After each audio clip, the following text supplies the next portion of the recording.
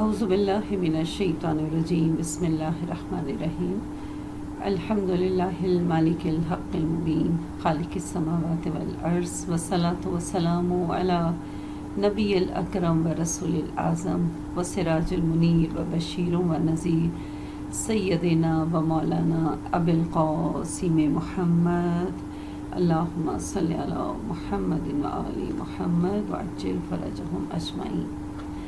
الحمدللہ جعلنا متمسکین بولایت امیر المومنین و اولاد المعصومین صلی اللہ علی عالم المکین علی ابن ابی طالب و بفاطمۃ الزہراء سیدۃ النساء العالمین و بالحسن زکی عصمت المتقین و بالحسین اکرم المستشہدین و بعطرتہ المظلومین و بعلی ابن الحسین زین العابدین و بمحمد ابن علی قبلۃ الاوابین و بجعفر ابن محمد اصدق الصادقین و بموسیٰ ابن جعفر مظہر البراہین و بعلی ابن موسیٰ ناصر الدین و بمحمد ابن علی قدوۃ المہتدین و بعلی ابن محمد ازہد الزاہدین و بالحسن ابن علی وارث المستخلفین و بالحجت منتظر المہدی علی خلق اجمعین۔ اللہم صلی علی محمد و آل محمد وعجل فرجہم اجمعین۔ بسم اللہ الرحمن الرحیم والعصر ان الانسان لفی خسر الا الذین آمنوا وعملوا الصالحات وتواصوا بالحق وتواصوا بالصبر۔ اللہم صلی علی محمد و آل محمد وعجل فرجہم اجمعین۔ پروردگار عالم کا بے پناہ کروڑ ہا شکر ہے کہ اس نے ہمیں در محمد و آل محمد سے منسلک رکھا۔ روایات کہتی ہیں کہ غدیر کے اعمال میں ایک عمل یہ بھی ہے کہ اپنی پیشانی کو خدا کی بارگاہ میں ادائی شکر کی نیت سے رکھیں اور 200 مرتبہ کہیں کہ اے پروردگار تیرا احسان ہے کہ تو نے ہمیں ولایت علی جیسی نعمت عطا فرمائی، تیرا شکر ہے تو نے ہمیں محبت علی جیسا ایک گراں قدر گوہر عطا فرمایا۔ اور پھر ہم جب غدیر کے اس میں دیکھتے ہیں کہ جب مولا کائنات کی ولایت کا اعلان ہو چکا تو سب سے پہلے جو بیعت تھی وہ خود رسول خدا صلی اللہ علیہ وآلہ وسلم نے مولا کائنات کے ہاتھ پر ہاتھ رکھ کر کی۔ تمام لوگوں نے مولا کائنات کے ہاتھ پر بیعت کی، اور پھر جو اس میں موجود خواتین تھیں انہوں نے بھی بیعت کیا، اور اس کے لیے انتظام تھا کہ ایک پانی کا ٹب تھا اور درمیان میں پردہ حائل تھا، ادھر سے خاتون ہاتھ ڈالتی تھی، ادھر سے مولا کائنات ہاتھ ڈالتے تھے، تو یہ ایک بیعت کا ایک طریقہ کار تھا۔ اور جب تمام خواتین نے بیعت کر لی اور آخر میں جناب فاطمۃ الزہرا سلام اللہ علیہا تشریف لائیں اور انہوں نے ہاتھ ڈالا اور ادھر سے مولا کائنات نے ہاتھ ڈالا، تو مولا کائنات نے درمیان سے پردے کو ہٹا کر کہا اور جناب سیدہ کے ہاتھ کو اپنے ہاتھ پر رکھتے ہوئے کہا، فاطمہ تم حق رکھتی ہو کہ علی کے ہاتھ پر اپنا ہاتھ رکھو اور پھر بیعت کا اعلان کرو۔ تو یہ جناب سیدہ سلام اللہ علیہا ہیں جن کے بارے میں بہت خوبصورت ایک شعر میں ہے، زہرا کا اوج ثریا سے پوچھئے، وہ چپ رہے تو سید بطحا سے پوچھئے، سمٹی ہوئی تھی زیر کسا جب یہ کائنات، محور تھا کون چادر زہرا سے پوچھئے، کرتے تھے مصطفیٰ در زہرا پہ کیوں سلام، ہم سے نہیں یہ شاہ مدینہ سے پوچھئے، بنت نبی کے دست تصرف میں کیا نہیں، بنت نبی کے دست تصرف میں کیا نہیں، یہ بات کائنات کے مولا سے پوچھئے۔ اللہم صلی علی محمد و آل محمد وعجل فرجہم اجمعین۔ سورہ عصر کے سلسلے کو آگے بڑھاتے ہوئے رسالت مآب حضرت محمد مصطفیٰ صلی اللہ علیہ وآلہ وسلم ارشاد فرماتے ہیں کہ دنیا رہنے کی جگہ نہیں بلکہ عبرت کا مقام ہے۔ بہت خوبصورت ایک چھوٹا سا قول ہے جس کو ہم اپنی زندگی میں دیکھیں تو ہم ہر کام جو ہے ہمارا یہ نظر آتا ہے کہ ہم ہمیشہ سے یہاں پر رہیں گے، رہتے آئے ہیں اور رہیں گے، اور ہماری ہر پلاننگ، ہمارا ہر کام، ہماری ہر منصوبہ بندی اسی کے تحت ہوتی ہے. اب یہ ہوگا، پھر وہ ہوگا، پھر یہ ہوگا، اور یہ کریں گے، وہ کریں گے. حالانکہ دنیا کے بارے میں، دنیا کی رنگینیوں کے بارے میں، دنیا میں موجود حالات کے بارے میں ہم دیکھتے ہیں کہ ہمارے کتنے پیارے پیارے ہماری نظروں سے ایک دم اوجھل ہو جاتے ہیں، وہ موت کی آغوش میں چلے جاتے ہیں. اور پھر ایک وقت یوں لگتا ہے، کچھ ٹائم گزرے تو یوں لگتا ہے کہ جیسے وہ کبھی آئے ہی نہیں تھے، وہ کبھی اس دنیا میں رہے ہی نہیں تھے. جب جناب ابوذر سے پوچھا کہ مطلب ہم دنیا میں بڑی اچھی زندگی گزارے، حالانکہ یہ دنیا آئیڈیل جگہ نہیں، یہاں پریشانیاں بھی ہیں، تکلیفیں بھی ہیں، بلائیں بھی ہیں، مصیبتیں بھی ہیں، بیماریاں بھی ہیں، امتحانات بھی ہیں، پھر بھی دنیا اچھی لگتی ہے، تو مرنے کو دل کیوں نہیں چاہتا؟ حالانکہ حقیقت موت سبھی کے ساتھ ہے. تو آپ جناب ابوذر نے بہت اچھا جواب دیا. کہا تم نے دنیا کو اتنا آباد کر لیا، اتنا بسا لیا، اتنا اس کو ڈیکوریٹ کر لیا، اور قبر کے بارے میں سوچا ہی نہیں. تو کوئی بھی شخص آباد کی ہوئی جگہ کو چھوڑ کر غیر آباد میں جانے کا کسی کو دل نہیں چاہتا. مطلب کیا کہ ہمیں اگلی جو جگہ ہے اس کو آباد کرنا ہے. یہاں ہم چھوٹا سا کام کرتے ہیں، وہ سج جاتی ہے. ہم اچھا کام کرتے ہیں، وہ روشن ہو جاتی ہے، وہاں اجالا پیدا ہو جاتا ہے. اور اللہ نے کسی کام کو بھی ہمارے وہ نہیں رکھا کہ ہم کام کریں اور وہ ضائع ہو جائے، اور اس کو ریکارڈ میں نہ لایا جائے، اس کا کوئی گواہ نہ ہو. نہیں، اللہ نے ہر کام کو بڑا سسٹمیٹک طریقے سے اسے مینیج کیا ہے. ہم جو بھی اچھا کام کرتے ہیں، ہم رائی کے دانے کے برابر. یہ ایک بہت خوبصورت پروردگار عالم نے مثال دی ہے. رائی کا ایک دانہ دیکھیں، اگر چٹکی میں بھی اٹھائیں تو 60-70 دانے آ جاتے ہیں. رائی کا دانہ یعنی ایک چاول کا دانہ بھی اس کے آگے بہت بڑا ہے، ایک گندم کا دانہ بھی اس کے آگے بہت بڑا ہے. بظاہر کتنا چھوٹا نظر آتا ہے. پروردگار عالم اپنی محبت کا اظہار کرتے ہوئے کہا کہ تم اگر رائی کے دانے کے برابر بھی کوئی نیک عمل کرو تو میں اسے محفوظ کر لوں گا، اسے ضائع نہیں کروں گا، اس کو خرید لوں گا. اور پھر یہ ایک ایسا عمل نہیں ہوگا جس کے گواہ نہیں ہوں گے. ہر عمل کے تمہارے 6 گواہ ہوں گے. تمہارے شانوں پر بیٹھے ہوئے دائیں بائیں کے فرشتے گواہ ہوں گے. تمہارے جسم کا وہ اعضاء گواہ ہوگا جس سے وہ کام سر انجام دیا جائے گا. تمہارا کیا ہوا عمل گواہ بنے گا. جس جگہ تم کھڑے ہو کر وہ کام کرو گے وہ جگہ گواہ بن جائے گی. اور پھر اللہ خود گواہ بنے گا، اور وقت کا امام گواہی دے گا کہ ہاں یہ کام ہوا ہے. جناب بہلول بازار کے باہر بیٹھے ہوئے.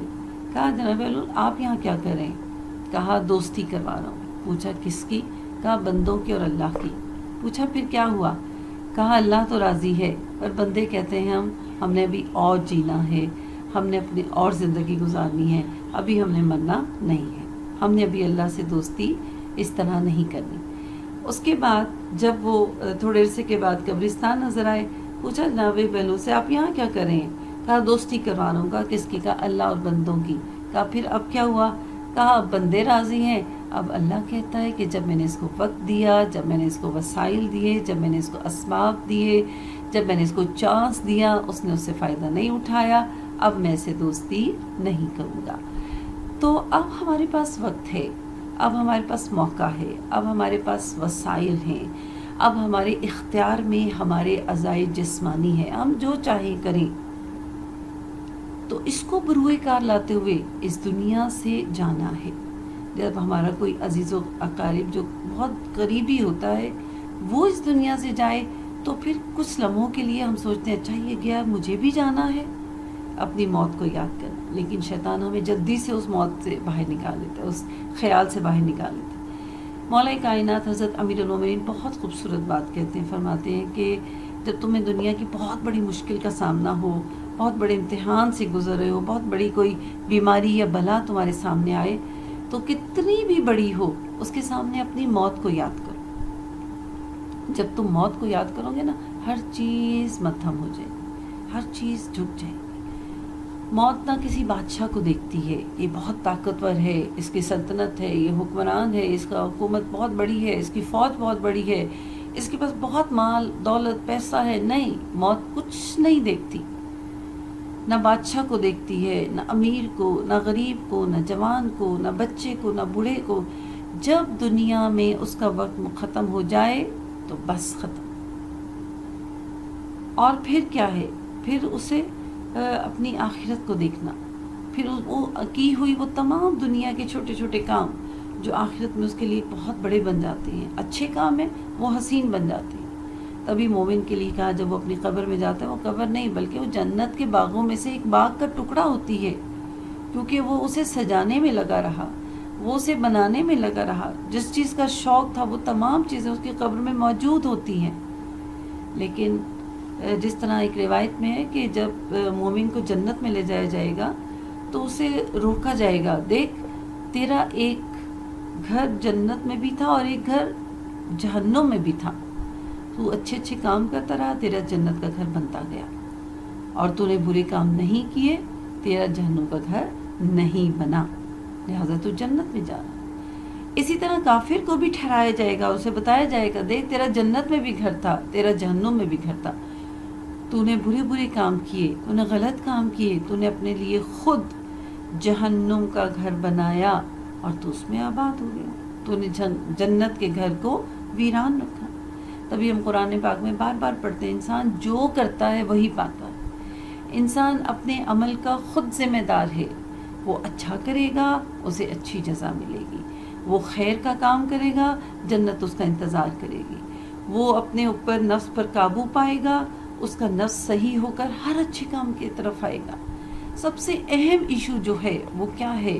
دنیا میں اتنا رہنا ہے جیسے عارضی طور پر اپنے نفس کو کنٹرول کرنا. تمام تعلیمات کا یہی نچوڑ ہے، تمام خسارے کا ایک یہی راستہ ہے، اپنے نفس کو قابو میں کرنا.